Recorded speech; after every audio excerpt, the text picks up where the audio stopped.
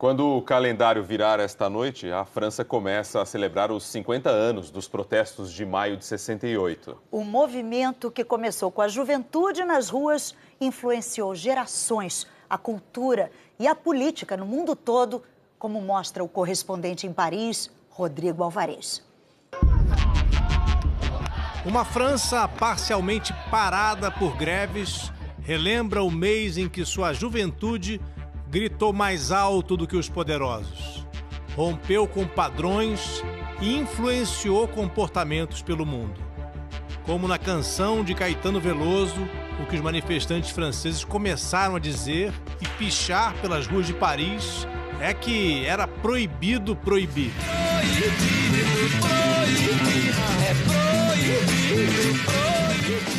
Caetano foi uma expressão brasileira do movimento que mexeria até com os Beatles, que no mesmo ano gravariam uma canção chamada Revolução, apoiando a causa dos estudantes franceses, mas questionando os métodos que eles usavam. E afinal, era mesmo uma revolução que acontecia naquele maio de 68 em Paris? Ou era apenas uma explosão coletiva de impulso juvenil?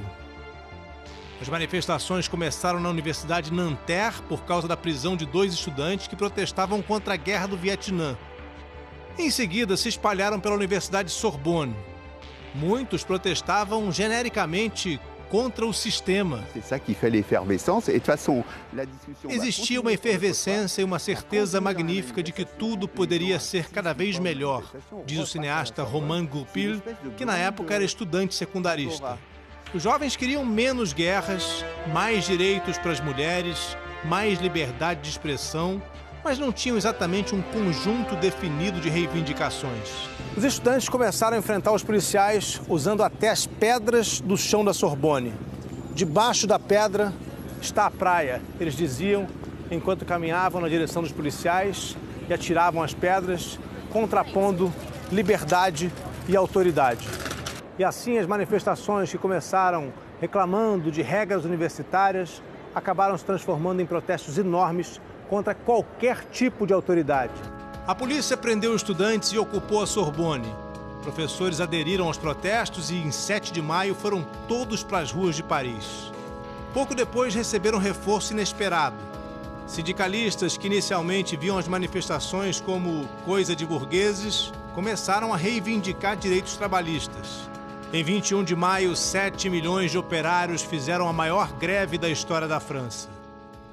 Queríamos realmente que o país mudasse profundamente, mas hoje sabemos que não houve uma articulação dessa imensa greve com uma alternativa política, diz a sindicalista Eliane Bressol. Depois de algumas semanas, o movimento iniciado nas universidades tinha dividido a França. O presidente Charles de Gaulle, amparado pelos militares, convocou eleições às pressas. Aos poucos, a vida francesa foi voltando ao normal. E o maio de 68 acabou terminando em maio de 68 mesmo. Não chegou a ser a revolução política que muitos imaginaram. Semanas depois, o mesmo general de Gaulle acabou tendo uma vitória arrasadora nas urnas e voltou ao poder. Alguns críticos do movimento disseram que tudo não passou de um drama coletivo ou teatro de rua. Certamente não foi só isso. A juventude francesa espalhou sua mensagem pelo mundo. E até hoje, 50 anos depois, querendo ou não, somos todos um pouco herdeiros de 68. A verdadeira revolução, a mudança que começou naquela época, ainda não terminou. Mesmo que nós quiséssemos acelerar a história, isso não acontece assim. A onda de 68 continua se espalhando lentamente.